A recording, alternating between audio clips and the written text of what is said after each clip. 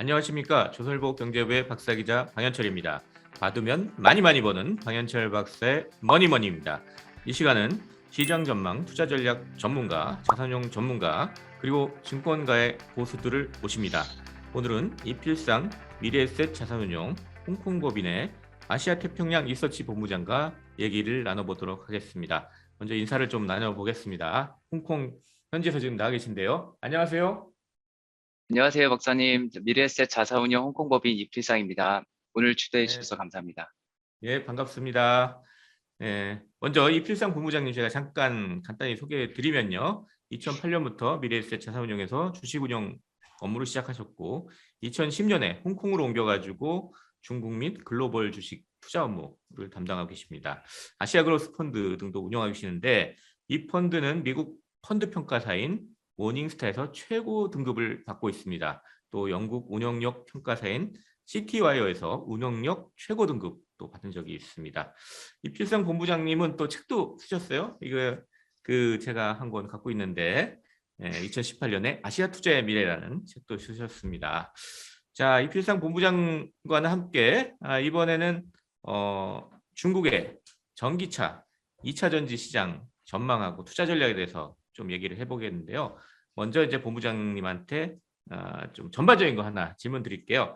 중국 정부가 최근에 이제 부동산, 빅테크, 사교육, 엔터테인먼트 등 이런 산업들에 대해서 사회주의적 규제를 강화하고 있는데요.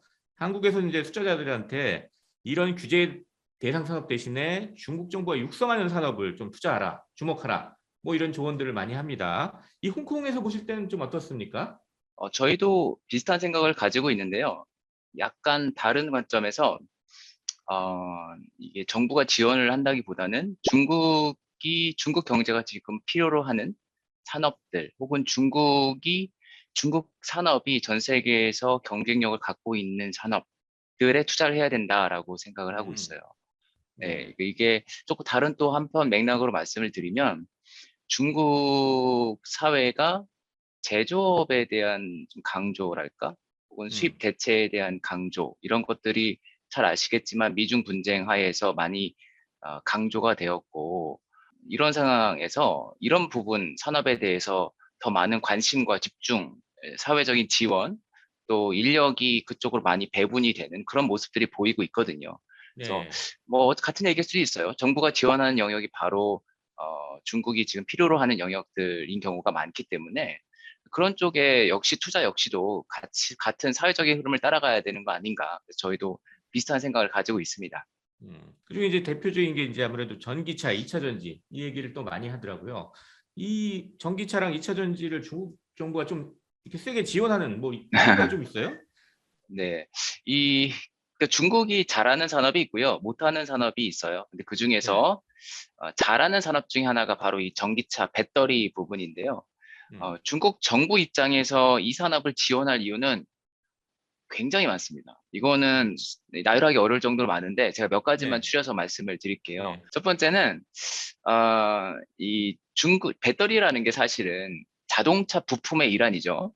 그러니까 네. 배터리를 키운다는 얘기는 자동차 산업을 키운다는 얘기이기도 합니다. 음, 근데 중국이 자동차 산업이 어떠냐? 굉장히 커요. 1년에 2,500만 대씩 생산하는 자동차 시장을 갖고는 있습니다만 문제가 있습니다. 수출을 거의 못하고 있어요. 음, 수출 산업이 아니에요. 중국에서는. 그러니까 저희가 생각하면 중국 제조업 잘해. 그러면 제조업의 대표는 뭡니까? 자동차잖아요. 한국 그렇죠. 자동차 수출 많이 하죠. 일본도 음, 많이 하고 독일도 많이 하고요. 근데 중국은 뜻밖에도 자동차 수출을 거의 못 하고 있습니다. 그 이유는 몇 가지가 있는데 뭐 조인트 네. 벤처 스트럭처 합자 구조 때문에 음, 중국 해외 기업이랑 같이 중국 기업이 합자를 맺었죠. 이 구조화에서는 수출을 잘 할 수가 없어요. 그 인센티브가 없습니다. 그다음에 자동차 산업이 중국의 자동차 산업이 아직까지는 뒤떨어져 있었고 특히 음, 엔진 내연기관에 기반을 한 자동차 산업 하에서는 중국이 경쟁력을 어, 많이 높여갈 수가 없었어요. 그런데 전기차 시대가 되면 완전히 다른 스토리가 되는 거죠. 그러니까 음, 중국이 세계에서 가장 먼저 나갈 수 있는 기회가 생긴 거죠. 그러니까 중국 관점에서는 자기 제조업 잘하고 제조업 강국을 항상 꿈꾸고 있고 또 수출을 하고 음, 싶어 하고 하는 나라인데 여기 네. 기회가 보이니까 집중을 안 할래 안 할 수가 없는 거죠. 그게 이제 음, 어떻게 보면 국가의 산업 전략 관점에서 중요한 첫 번째 이유이고요. 많이들 이런 부분은 간과하시는데 두 번째는 에너지 안보도 굉장히 중요해요. 뭐 저도 결국 에너지 안보요? 내 예. 그쵸 그러니까 지금 전기차로 가는 우리가 생각 이 아이디어한 케이스는 전기차로 가면서 전기차에 들어가는 전기를 클린 에너지로 만드는 거죠. 그렇게 음. 되면 석유 뭐 예를 들어 화석 연료를 수입할 필요가 없어지는 겁니다. 근데 중국은 이 석유 자원이 없진 않아요. 있는데 이 채상성이 굉장히 낮습니다. 음. 그래서 한 $60 이상이면은 거의 이하이면 거의 채상성이 없다라고들 얘기해요. 지금은 괜찮죠. 근데 또 어느 시대가 국면 도래해서 유가가 하락할 경우에는 채상성이 없습니다. 기본적으로 중국은 석유에 대한 고민이 많죠. 음. 석유를 해외에서 수입해야 되는. 그래서 미국의 그 해상 지배 하에서 석유를 운송해야 되는 이런 리스크를 항상 안고 있기 때문에 전기차로 가자. 전기차로 예. 가면 이런 에너지 안보 문제도 해결할 수 있다. 이런 것들이 있고요. 예. 그 다음에는 도시 오염 문제, 대기 네. 오염 문제야 뭐 예. 워낙 잘 음. 아시니까 그거에 가장 좋은 해결 방법도 전기차죠. 그러니까 음. 이유가 사실 굉장히 많아요. 이런 산업적인 이유, 또 지정학적인 이유, 또 이런 이제 환경 오염 문제까지 해서 아, 이런 이유 때문에 강력한 사회적인 합의하에서 지금 전기차 산업이 육성이 되고 있습니다. 그렇다면 시장 전망이 상당히 밝겠네요. 그럼 어떻게 좀 보고 계세요? 전기차 시장 전망? 네, 올해는 뭐 거의 전기차 산업 시장이 폭발적으로 성장하고 있죠. 거의 매달 네. 100% 이상씩은 다 찍고 있는데, 네. YY로 연간 연성장률이 그렇게 되는데, 그러니까 저희가 볼 때는 이게 이런 거죠. 그 전기차 모델이 막 쏟아져 나오고 있어요. 그러니까 네. 예전에는 전기차 하더라도 실제로 소비자들이 옵션으로 택할 수 있는 가짓수가 별로 안 됐었어요. 음. 그런데 지금은 모든 브랜드들, 그러니까 예를 들어서 오토쇼에 가면은 거의 대부분의 신차들이 전기차인 거죠. 소비자 음. 입장에서는 이제는 전기차의 선택지가 더 많아진 겁니다. 중국에 한해서요. 그래서 이런 국면으로 계속 가기 때문에 전기차가 안 좋을 수가 없는 것 같아요. 뭐 화재 음. 이슈가 크게 나지 않는 이상은 전기차의 모델 수가 많아졌기 때문에 이게 자연스럽게 굴러가는 트렌드가 된 것 같고요.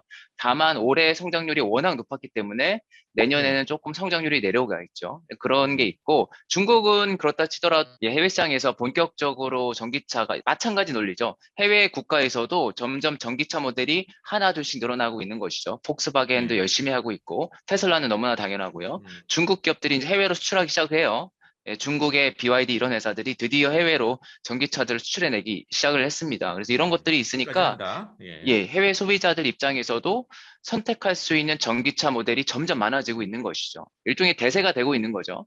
이랬을 때 소비자들이 이런 쪽으로 갈 가능성이 높은 것이고요. 그래서 지금은 그냥 보이는 거죠. 너무 많은 전기차 모델이 있고 사람들이 다 만족해하는 경우가 많고 네. 물론 이제 불만족한 경우도 있지만 이런 것들은 산업의 성장을 자연스럽게 보여주는 이제 조건들, 환경들이라고 생각을 합니다. 음. 뭐 여전히 좋을 홍콩에서도 거라 생각합니다. 많이 중국 전기차 볼 수 있어요?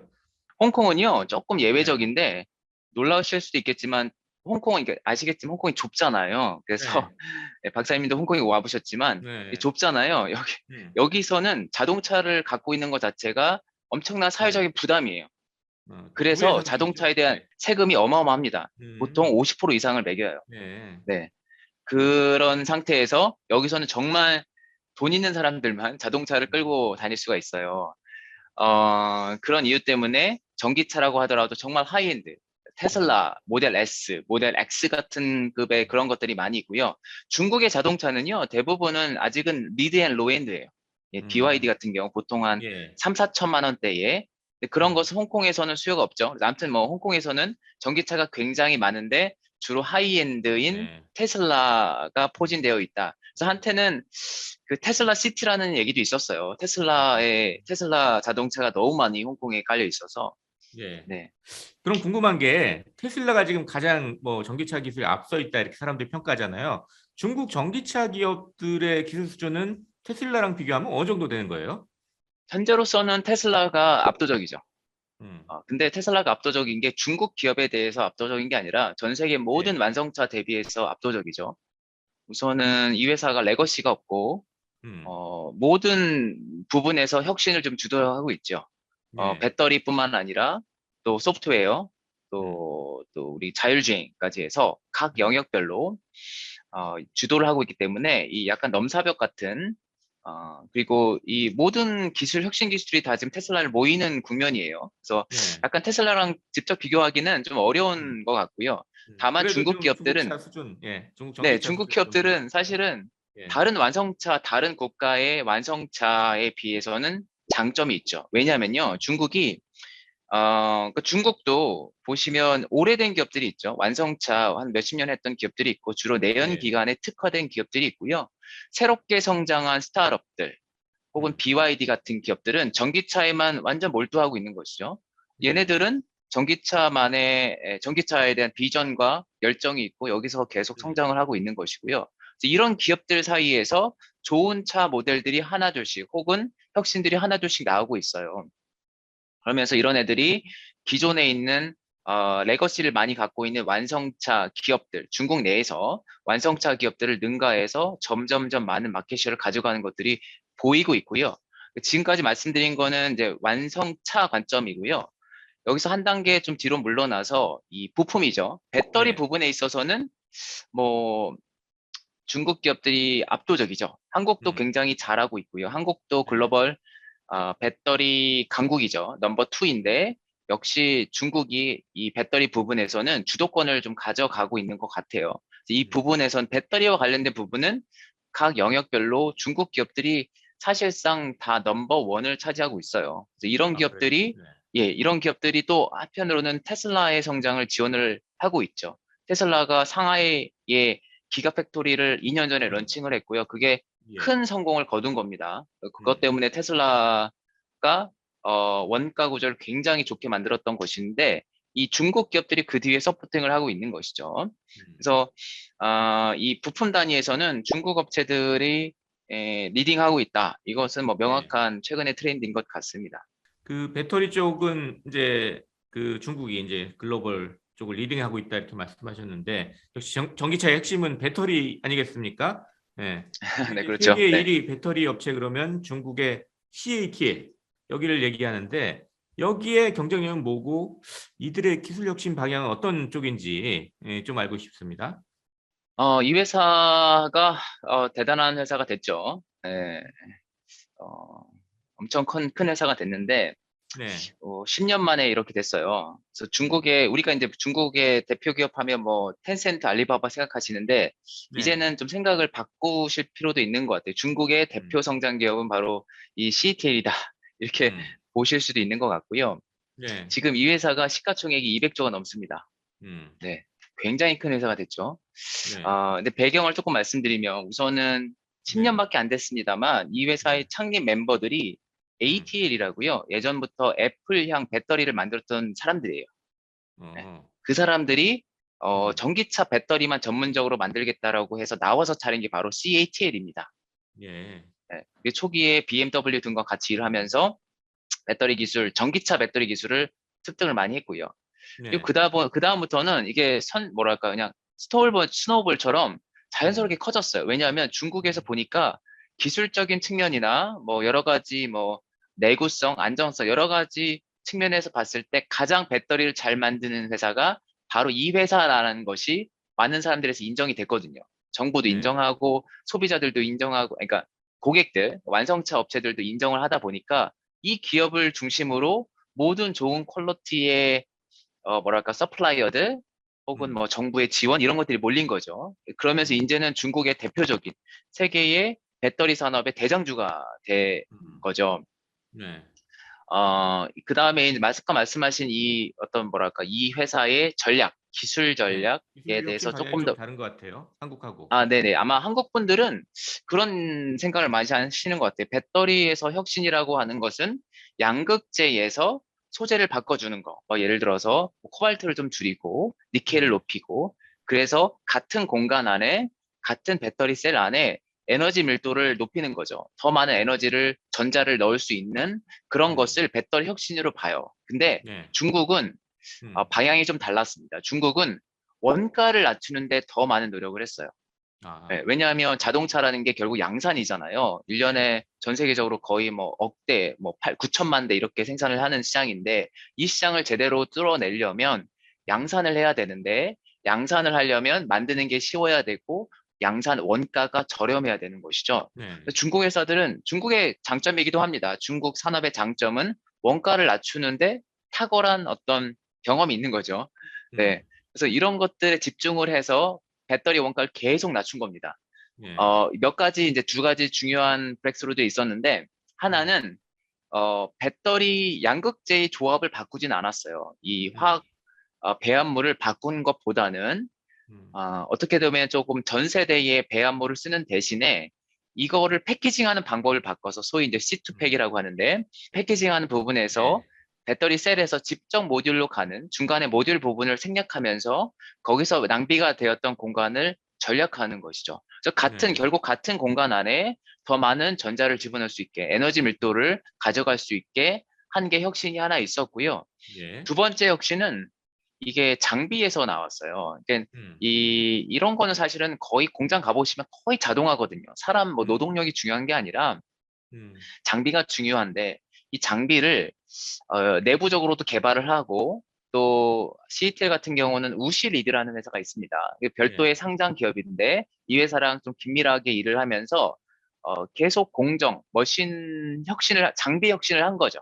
저렴하고 속도가 빠른 것들을 계속 지속적으로 개발을 한 겁니다.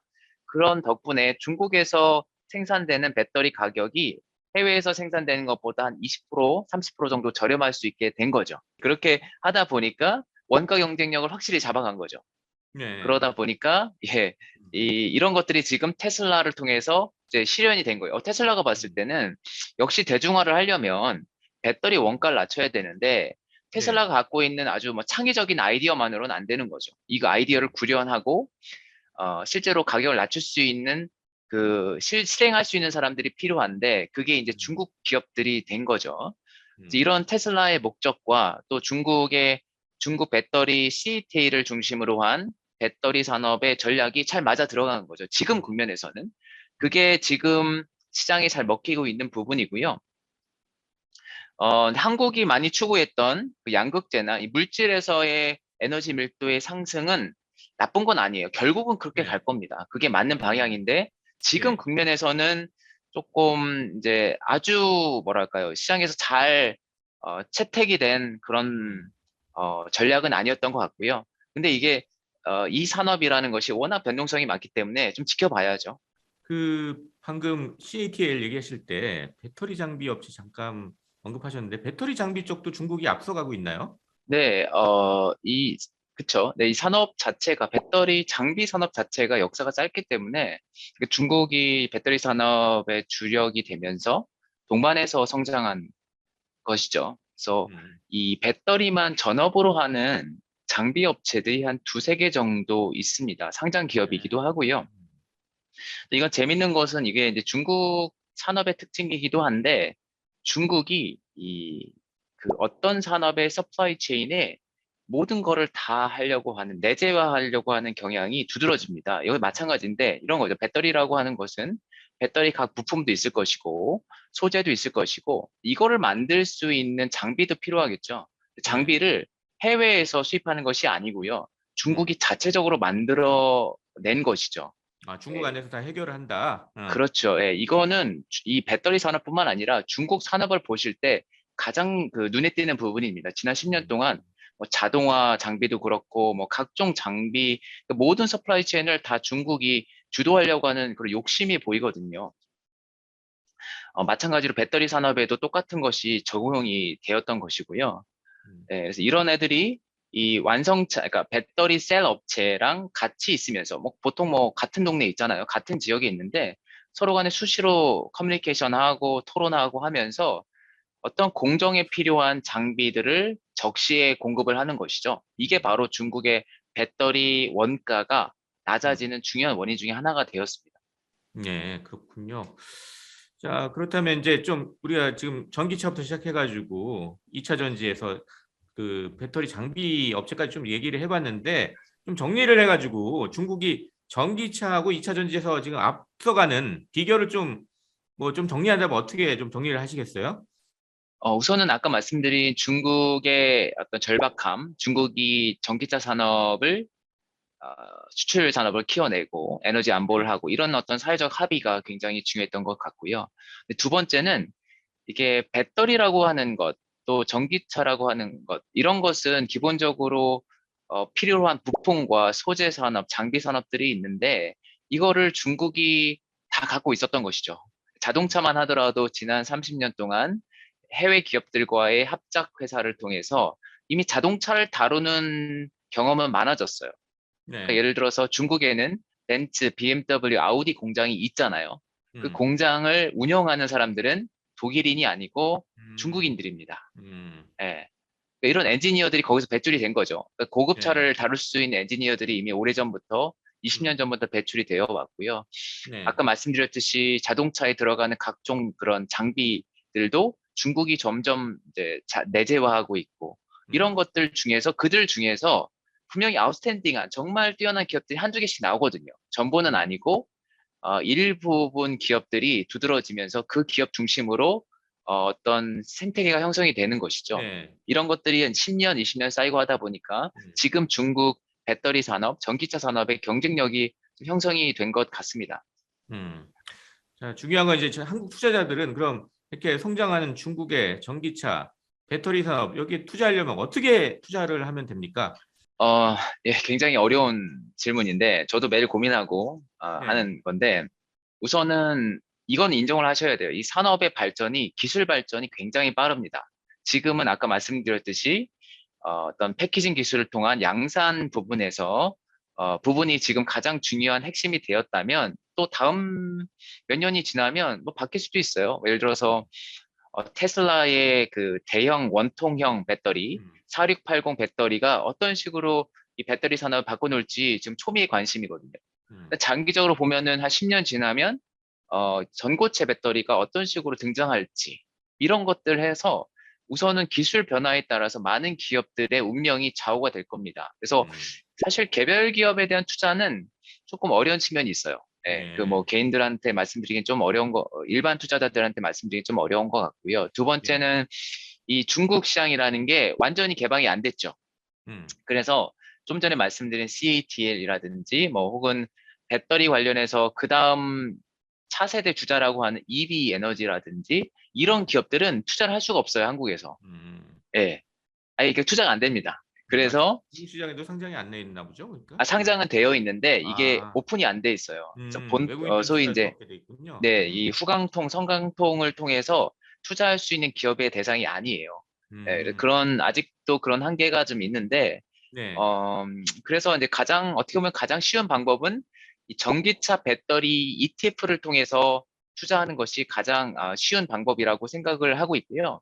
네. 그래서 뭐 전기차 같은 경우에는 글로벌 X 차이나 전기차 배터리 ETF가 있습니다. 네. 홍콩에 상장이 되어 있고요. 홍콩에 음. 상장인 거의 티커는 9845 홍콩. 네. 네, 이게 이제 그 글로벌 X 차이나 음. 전기차 배터리 ETF이고요. 네.